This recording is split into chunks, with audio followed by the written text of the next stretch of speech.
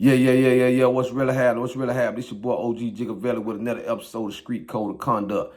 Today, I want to holler at the gangsters. I don't want to holler at nobody else but the gangsters. If you a gangster, you out here, you gang banging, you thugging, you in these streets, you going hard. If you sitting right now and you got that switch on you, stop for a second. Let me holler at you for a second. Let me just come with the OG just for a little bit of your time.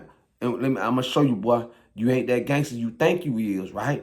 You know what I mean? Let me take you where gangsters go at and find out who the real gangster is, right? So I'm going to come to you for a little chapter out my book, Federal Pressure, right? So you already got a hint where I'm going at with this here. We going to the feds. Because you riding around with that switch on, you ride around making them plays. You a Fed case ride, right?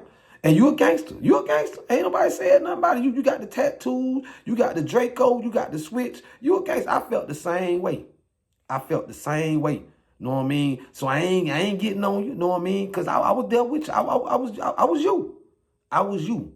But let me tell you. Let me read this little chapter with you, so you can understand how when I got to the feds and I was in my position and I was in my situation. My bad. When I was in my situation, how I realized I wasn't such that big ass gangster no more. And not just me, a lot of the guys that was in there rocking with me too. They realized, oh man, we ain't gangsters.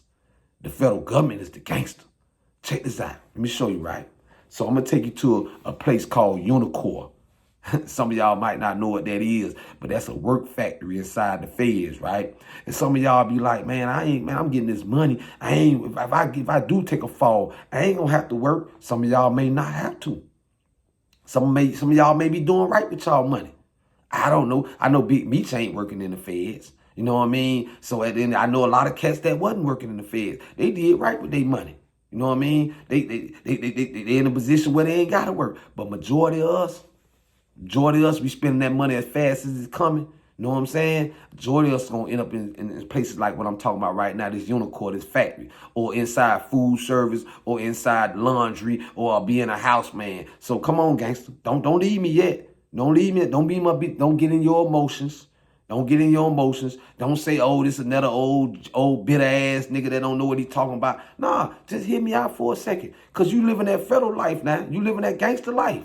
And this may come with it now. You know what I'm saying? This or that box. You know what I mean? I'm talking about that 6 feet under. So if it ain't that box, it's possibly going to be this here. Come on, man, because it's part of it. This the part that y'all don't want to hear about, you know what I'm saying? This the part that you don't want to read about. This the part right here you don't want nobody to holler at you about. But I'm the OG, man. I won't be a real OG if I don't come to you and try to holler at you right now while you out here living that gangster lifestyle. So follow me for it. Let me get into the book. I know y'all like OG. Here you go, my book right here.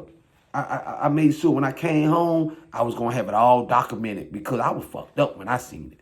When I went in there and I fucked around and realized, hey, G, oh, I'm talking, that's me. Hey, G, boy, you ain't that gangster. You ain't that big ass gangster no more. You know what I'm saying? You ain't got your Draco. You ain't got your stick. Because we would call them sticks back then. We had the whole big boy. You know what I'm saying? I was like, hey, man. And I started looking around. Let me just get in the story, man. I ain't going to talk your head off. Let me get in the story right fast. Because I don't want to make it a long video. I want y'all to really digest this shit. And I know y'all living a real fast life out there. And y'all don't have that much time. So I'm going to go ahead and read it. And I'm going to cut it down. And then I'm going to let you be the judge if you really still feel like you that gangster. It was Monday morning. And I will never forget the slave feeling that came over me when I walked into Unicor. Picture this now. Big warehouse with sewing machines. Yeah, I said it, sewing machines, right? From one end to the other. Picture that for a second.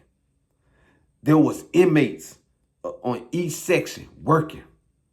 White, black, Spanish, every race was in the factory. White skinheads, gangbangers, GDs, vice lords, Crips, Bloods, you name it. They was all in the factory, right?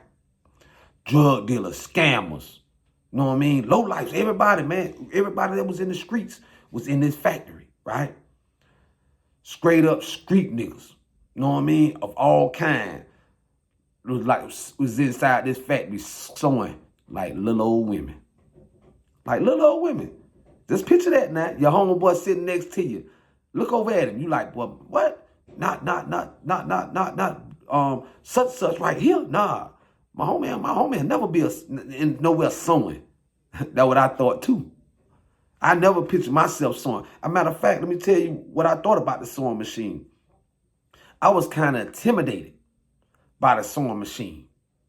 But I always had the mindset, same mindset you might have, that if somebody else can do it, I could do it. You know what I mean? So I put my intimidation, I'm like, well, if they could do it, I could do it. But they put me and my partner Leon, he was from Nashville, and another one of my partners named Ron, he was from Chattanooga, right? I was around a bunch of Tennessee cats at this time. In the same section of the factory, was broke down into 4 sections. The work would start in section 1 and end up in section 4. It came in a bundle. A bundle was made up of 20 pants. We were sewing pants for the army. I don't know if y'all remember back then, you had the Gulf War, you know, the Iraq War and all that going on. So they had us in there. We was the cheap labor, right? But I don't want to make the video so long, so I'm going to get on to what I'm talking about, right? I said, but in the beginning, a bundle could have up to 50 pieces, pants parts, sometimes 25 pieces. The number would vary. Being at the end of the bundle line, which was I was in section 4, all our bundles was in 20s. I started out on one of the easier jobs. It came with like a trimmer, just like a pair of real hair trimmers, but it was hooked up to a vacuum machine, right?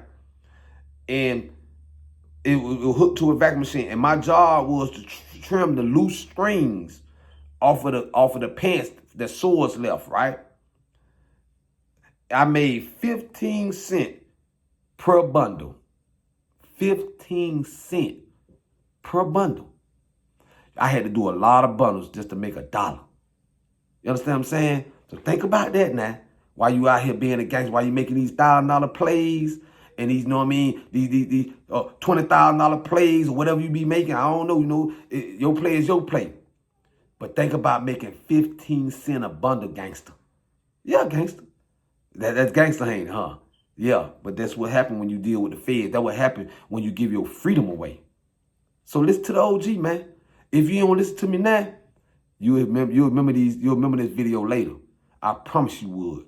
I promise you. Because every time somebody tried to holler at me and pull my coat, you know what I mean? And I went on here and still, you know, live my gangster life, still thugged out, and end up in this book right here. That's me on the back right there. And end up on this book. I had the same wake-up call that you're going to have.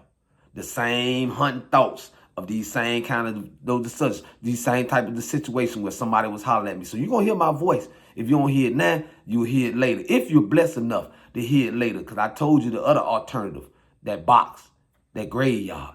So some of us might not even make it to the feds. You understand what I'm saying? So I just wanted to share that with you. I ain't going to read. If you want to read the whole story, man, y'all tap in and get my book, Federal Pressure, man. This is my second book. Y'all also know the OG wrote the first book called Pressure, My Lifetime, My Story, you know what I'm saying, in Miami, you know, coming up in Liberty City. You know, you can read all facts, no cap in these books, man. I brought these books together, man, to be a wake-up call to some of my young cats. I don't want y'all to end up with me, end up like I did, man. You could wake up today without even much going into that factory and realize, man, you ain't that big gangster that you think. You know, because y'all run around, y'all ain't the only ones with guns. Matter of fact, y'all ain't the ones manufacturing the guns. The feds is. The government. You know what I'm saying? They over everything. So when you next time you jump in the car with the homies and y'all feeling all gangsterish or feeling all thuggish, I want you to remember this video, man. I want you to think about what the OG said, man. You know what I mean? Who the real gangster is. This your boy OG Jigavella, man. Thanks for just sitting down with me for a minute, man. I know that a lot of y'all ain't gonna listen to the whole video. You might just, I'm gonna cut it up in little pieces so you can get parts of it, right? But the full video gonna be on my YouTube channel, OG Jigavella, man. Y'all tap in. I got other videos like this here. You know, just pulling your coat to, you know, letting you know what your choices are, man. Because a lot of y'all ride around fed case and don't really know it, man. You know what I mean? And I won't be a real OG if I don't try to holler at you right now. I mean, it's been real, man. Thanks for your time, man. To my gangsters, are you really that gangster you think you is? I'm telling you ain't, man. The feds is.